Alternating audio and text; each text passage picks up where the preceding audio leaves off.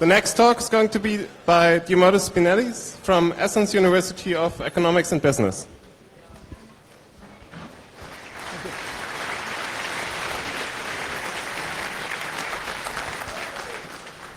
Hello, good morning. Can you hear me? Yes, okay. Unix will be 50 in a couple of years. This is more than most people in this room. A lot has happened through those years, in the 1980s and 1990s.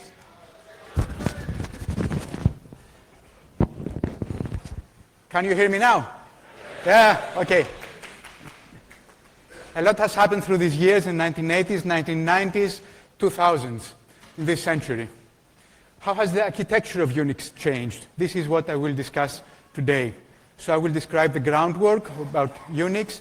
I will describe the sources I will be using, important architectural milestones, evolution in numbers, and evolution in words.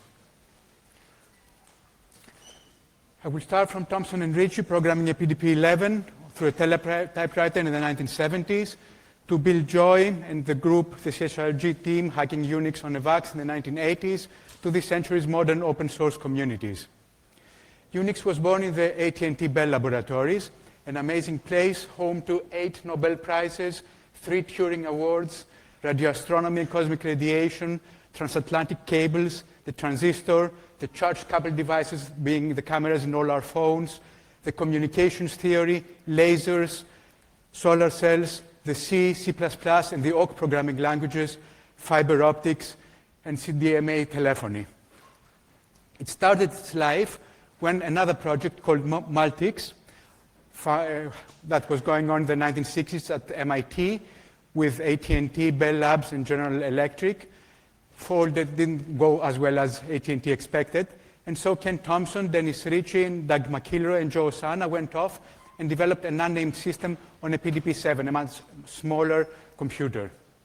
Based on their work, which looked promising, they created a funding proposal for a word processing facility of all things, because Bell Labs was typesetting patents, to work on a PDP-11. The history of what followed was very long and very complex. Why is this all important? First of all, because of the exemplar design of Unix, its technical contribution, its impact on all of us. All of us have some device on us probably running some sort of Unix or a system developed on its ideas. The development model it used, and I will describe that. It's very interesting how open source came into that model, its widespread use, and in the words of Doug McIlroy, its unusual simplicity, power, and elegance. As a recognition of these achievements, its developers received the US President's Medal. Regarding technology, what has Unix given us? First of all, a hierarchical file system, compatible I/O for files, for devices, for networking, and for interprocess I/O. The pipes and filters architecture, virtual file systems, the shell as a user-selectable regular process, anything that we can change and use. Also, a number of technologies were associated with Unix, C and C++, parser and lexical analyzer generators, software development environments, document preparation tools such as TIROF and its cousins, declarative markup, scripting languages, TCP/IP networking all around us again, configuration management systems. The Unix systems form a large part of the modern internet infrastructure and the world around us. The evolution I will describe is based on 3 sources. First of all, the availability of Unix sources that goes back to decisions and the decision by Caldera to open early sources. And based on that material, I've created a repository that records the history and evolution of Unix.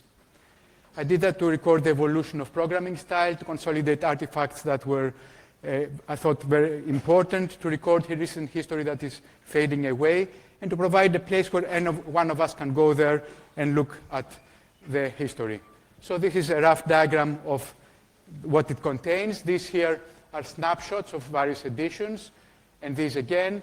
At some point at Berkeley, they started using the source code control system, so there was a version control system where versions are recorded, but there are also snapshots, and it goes down through open source editions, 386 BSD, a patch kit, and then I continued the path of FreeBSD. I could equally well continue on OpenBSD or NetBSD.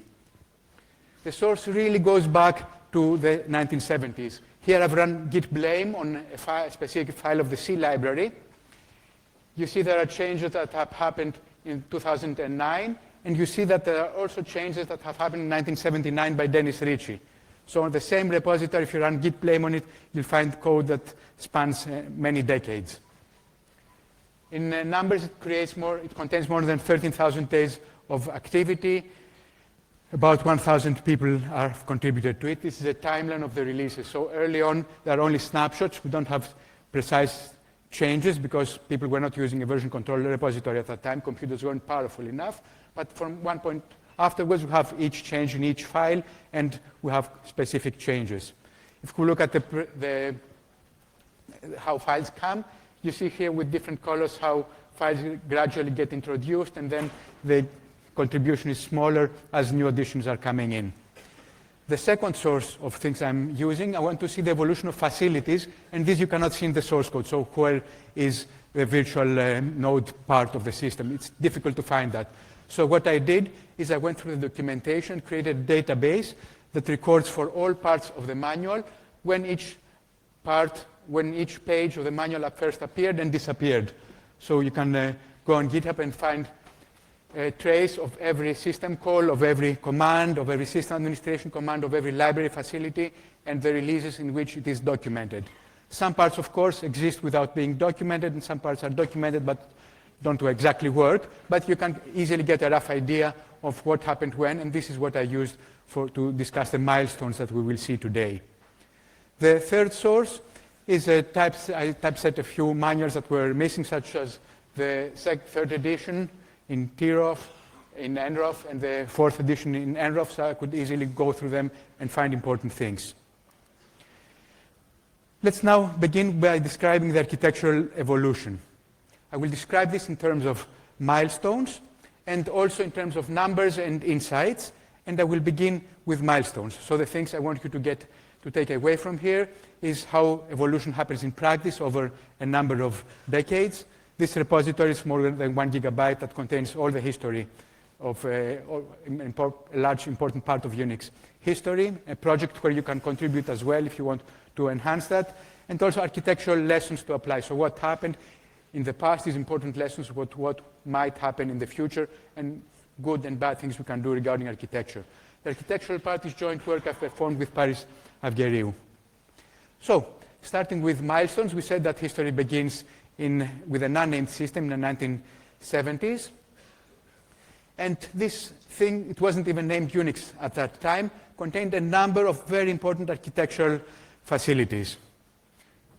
It has not survived in digital form, so a group of volunteers have taken printouts such as these, OCR'd them, typed them in, and to verify that it actually worked, made them run on an emulator.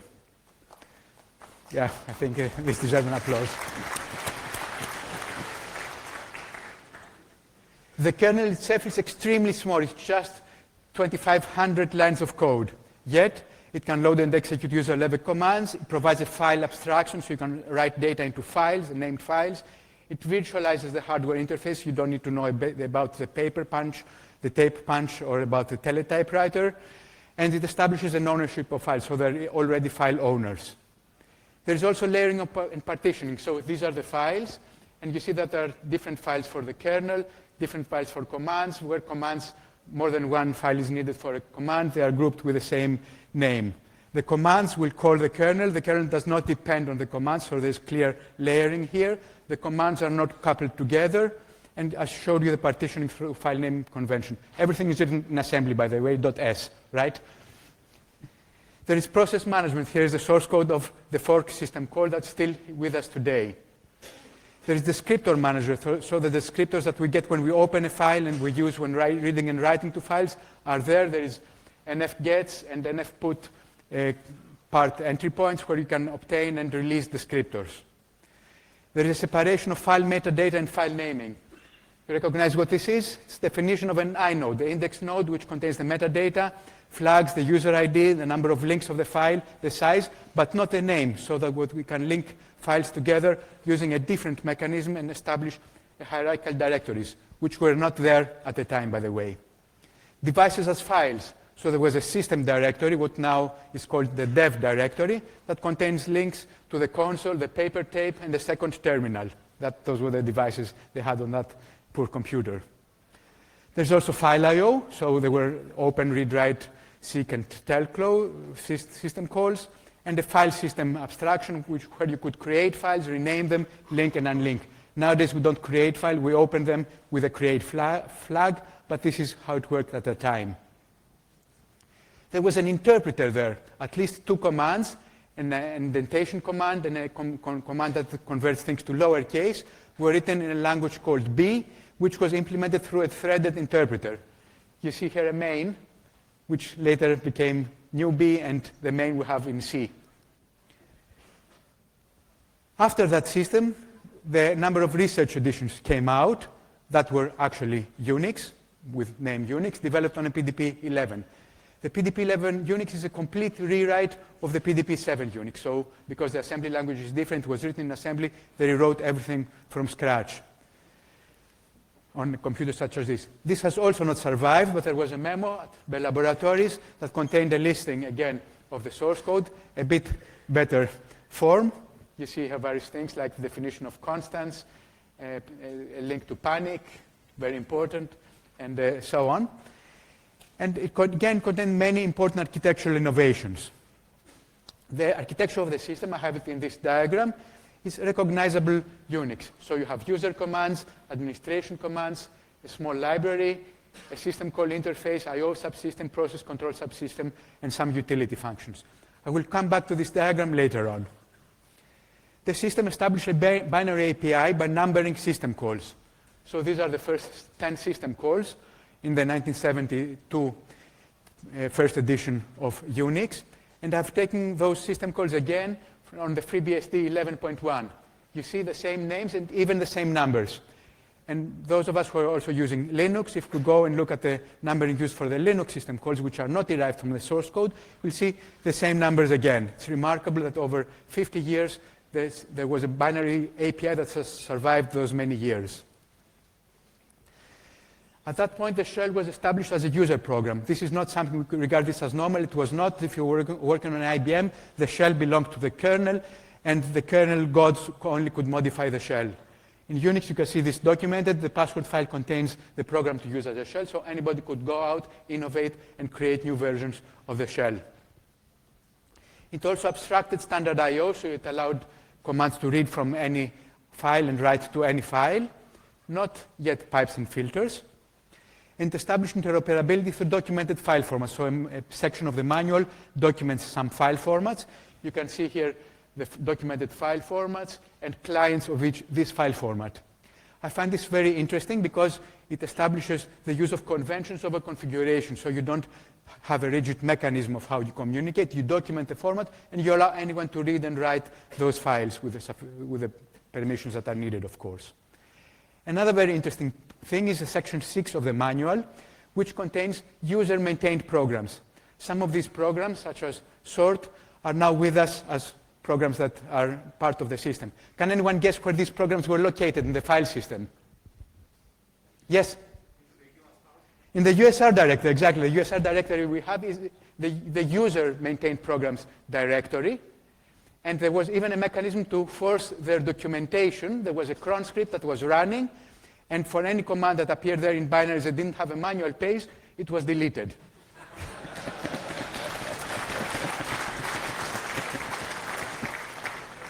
This is why we have so good documentation. Things migrated from USR to other places, and they were documented. It also established a tree directory structure with the system calls we know and 2 programs and a number of programs that use them. A mountable file system interface. This seems like a luxury for a system that had 1, at most 2 disks, but it enforces a single tree naming scheme and does away with the ugliness of drives and devices, which systems I won't name here are using still to this day.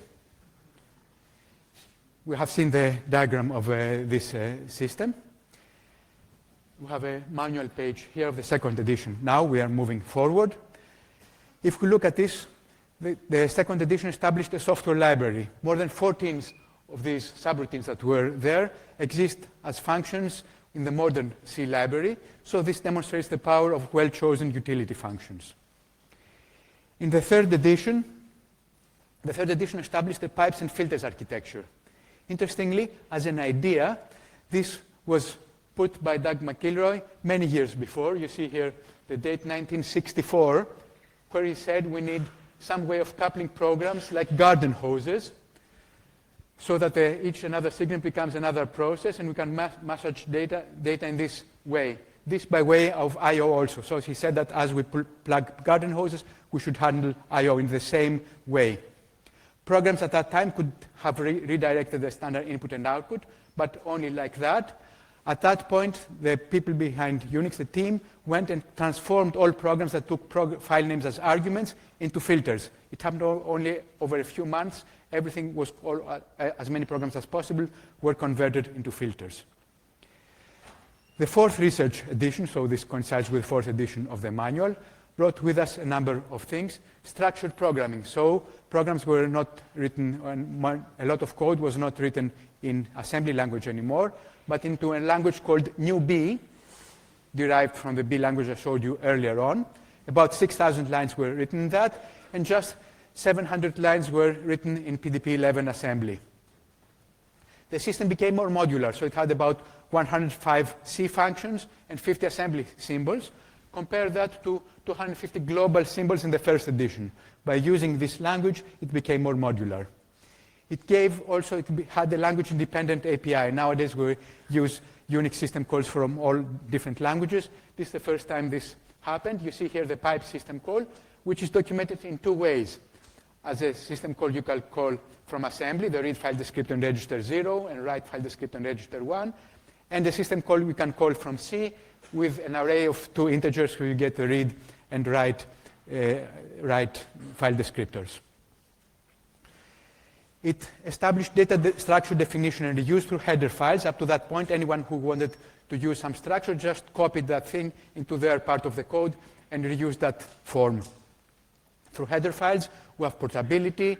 We can change the definitions and introduce new functionality. Introduced dynamic resource management.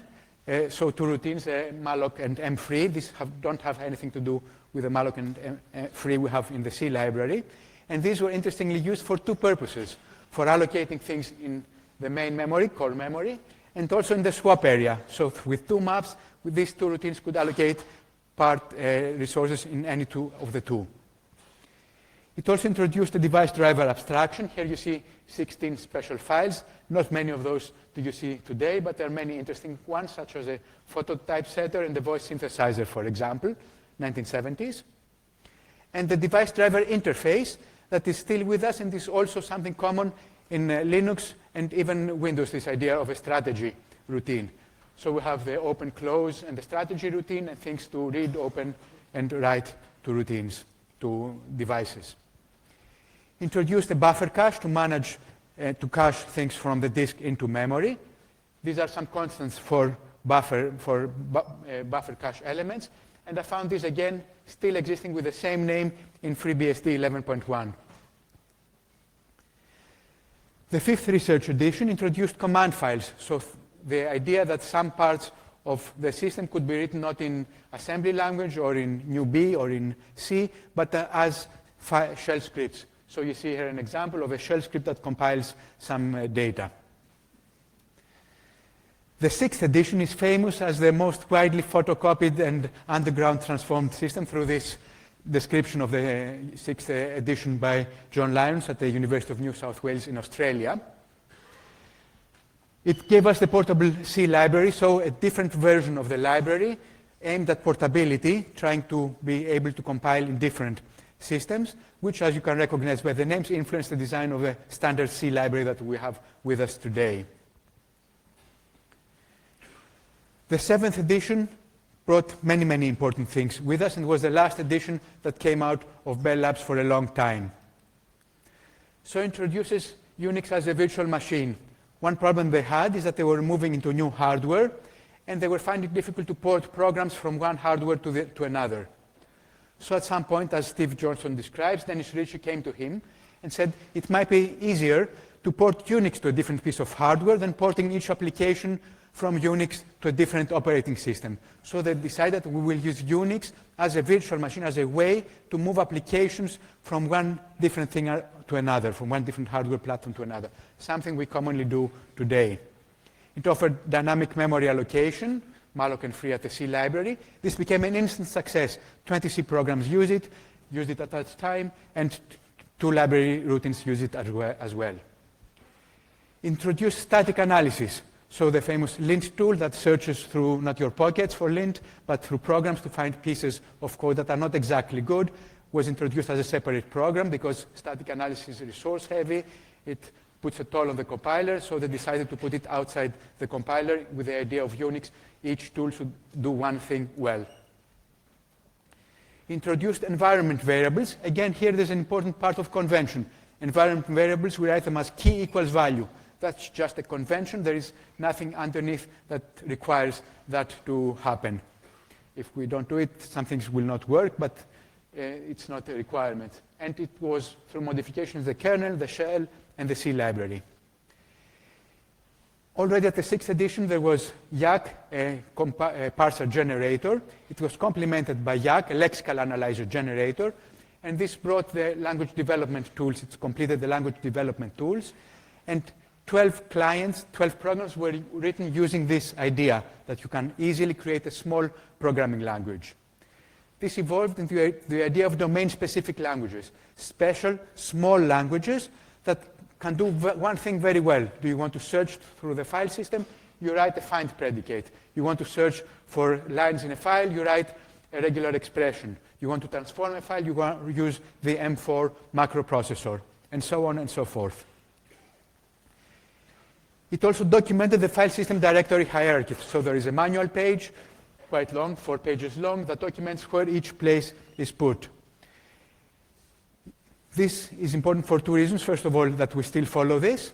Secondly, because it described the self-hosted system. So this hierarchy contained the source code, the development tools, the libraries, the documentation. So the idea that the system is self-hosted, you take it, and you can build the same system from source somewhere else. There's no magic thing in the background, a temple where the gods build the system for you. And we utilize this idea day in and day out today.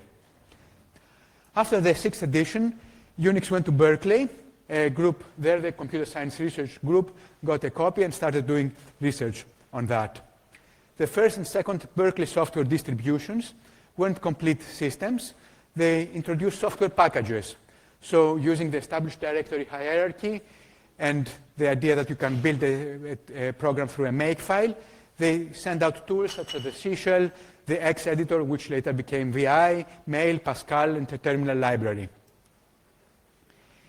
FreeBSD, through funding that was given in order to establish a system that could be used for running a research, to be run in a research facility, introduced the virtual memory paging. Up to now, Unix could run on a VAX, but it looked at the VAX as a very large address space machine. It did not utilize its virtual memory facilities. It was a big effort, 2,800 lines out of a 160-line kernel, and also introduced a number of special system calls, vread, vrite, vfork, to take advantage of this. This was a violation of abstraction, and you don't see these calls anymore. It didn't, at least the 2 first ones. Vfork is discouraged because it didn't live very long. But it shows how easy it is to veer off from the good way of architecture. In FreeBSD, 2 important elements were introduced, regular expressions. This, we think it's very important, and many scripting languages today live and die by regular expressions, but it proved to be a very hard sell. At the time, there were 5 different implementations of regular expressions, but when they were introduced, just a single program more was using it. By 4.3 BSD, another 2 were using it, DBX and RDist. Today, with a lot of effort, from the top programs, Ed, grep, sed, and expr are also using it, which shows that when you introduce some architecture feature late in a system, it is difficult to make it catch and to make it adopted. It also introduced optimized screen handling. At the time, there were a variety of terminals, so you could use a teletypewriter, which was developed for sending telegrams, but also for hooking on computers, to a glass CRT terminal. Each one had different peculiarities, so a terminal library was built in order to standardize this. We still use this library, so programs that you are using, string handling programs, still use it, but for a different purpose, for backward compatibility with older systems. 4.2 BSD was extremely important because it brought to us networking, so introduced a number of the Internet Protocol family. It introduced a socket interface for local and remote inter-process communication, a number of databases that were needed to make the Internet work, and the pseudo-terminal driver, so you can program something that looks like a terminal from a program, so that you can write a terminal emulator and allow one piece of software to talk to another computer as if it is a terminal. The socket interface is controversial, so you see that it was extremely wordy. It introduced it was used a number of system calls, all these system calls, and you see that not many of them are widely used. This is how the programs that are using these system calls. This shows that just throwing architectural elements in a system isn't always a good idea. The arguments for and against shoehorning the old system calls, so using read, write, open, and close, but maybe this was going over the top. Another interesting version that came out of Berkeley is the Tahoe edition, which supported two CPU architectures, VAX and the CCI Power 632 architecture. It didn't do very well in the marketplace. But it allowed the kernel to be split into a device-dependent part, architecture-dependent part, and architecture-independent part. So this is the Tahoe code, machine-dependent code, and the VAX code. This proved to be very useful when Unix was later moved into 386 BSD.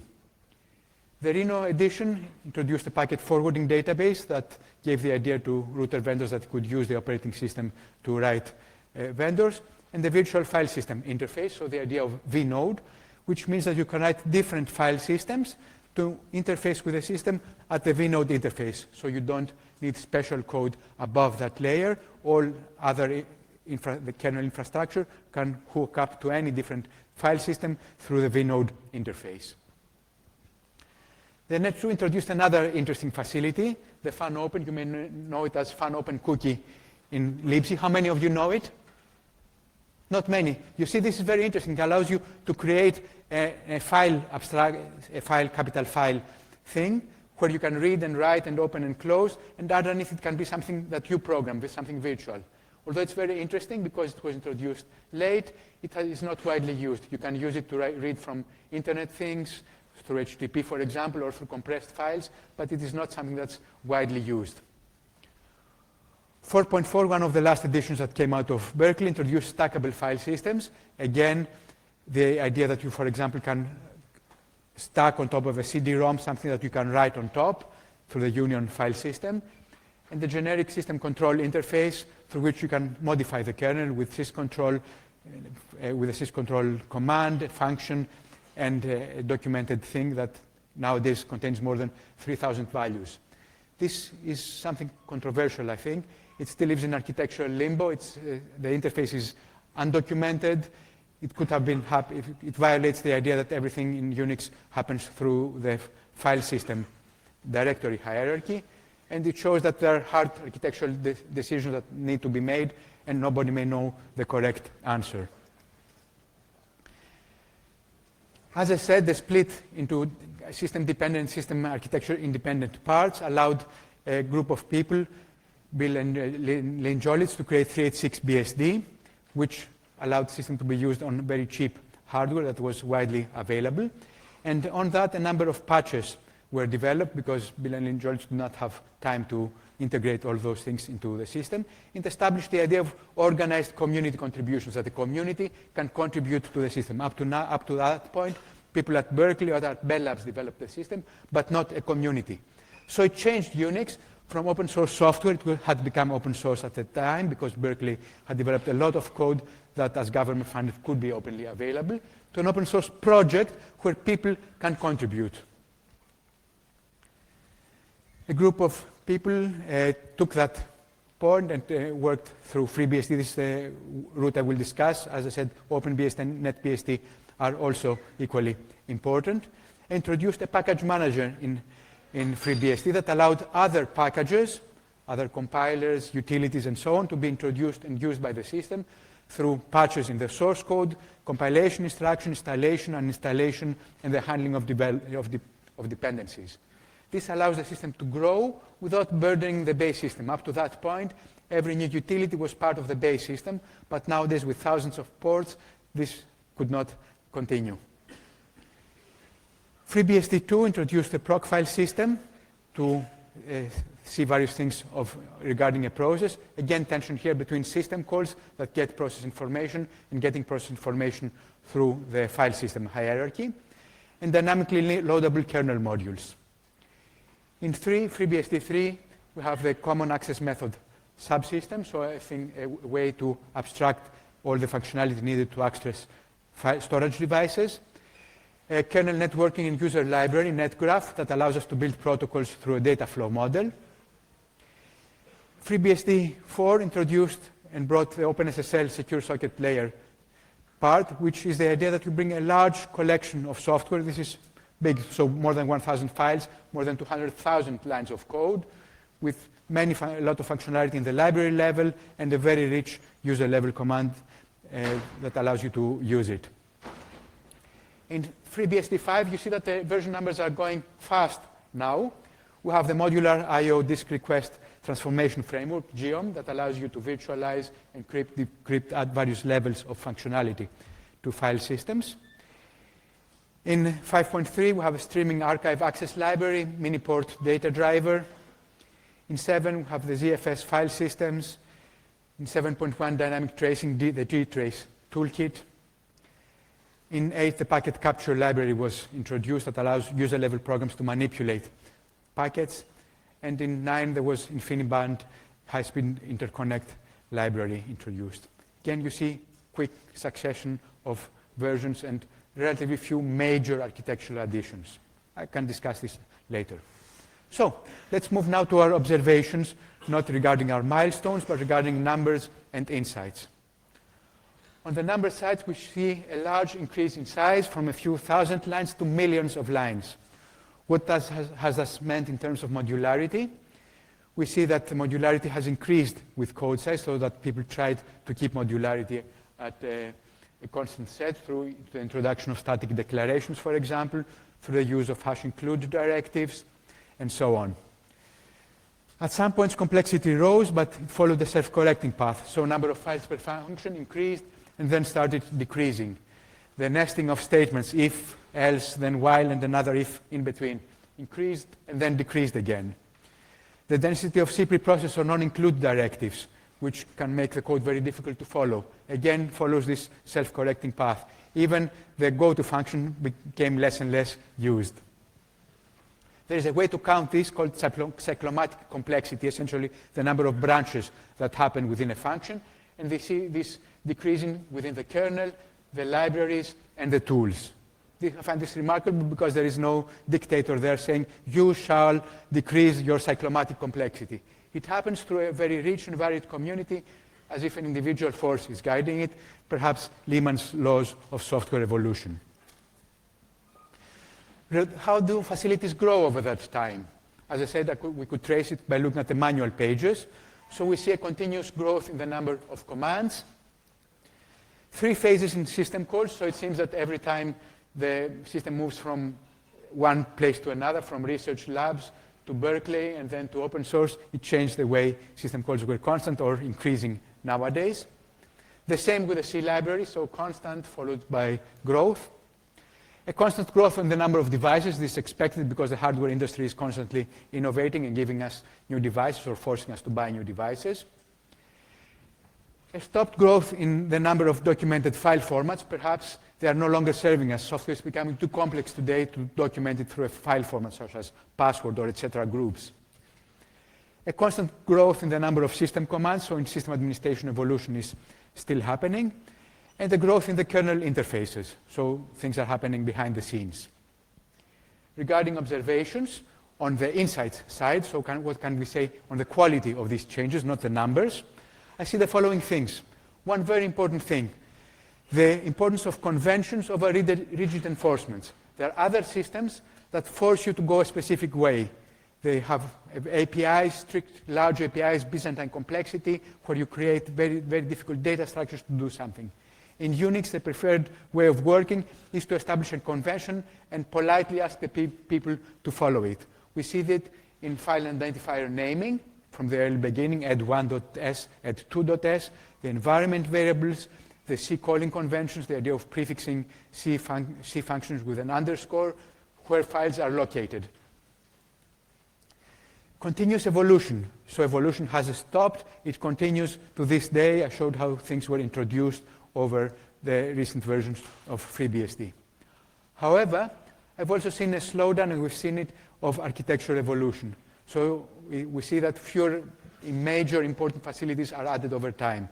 Maybe it's difficult to make a big architectural change when we are dealing with a system of tens of millions of lines of code. How do you make an architectural impact? Or maybe it's difficult to change a system. It's as if you have a big ship that you need to turn, and it's difficult to make it turn.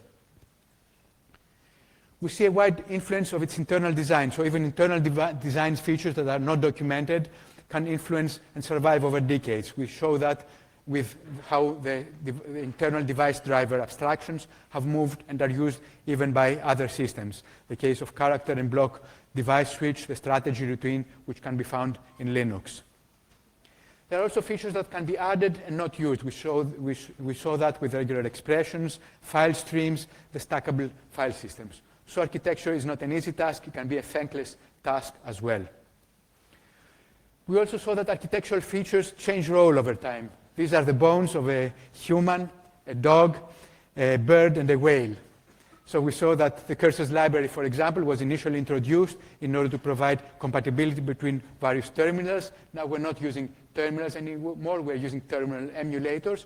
And it's used now not for compatibility purposes, but for providing backward compatibility with all the programs that were written for the varied terminals.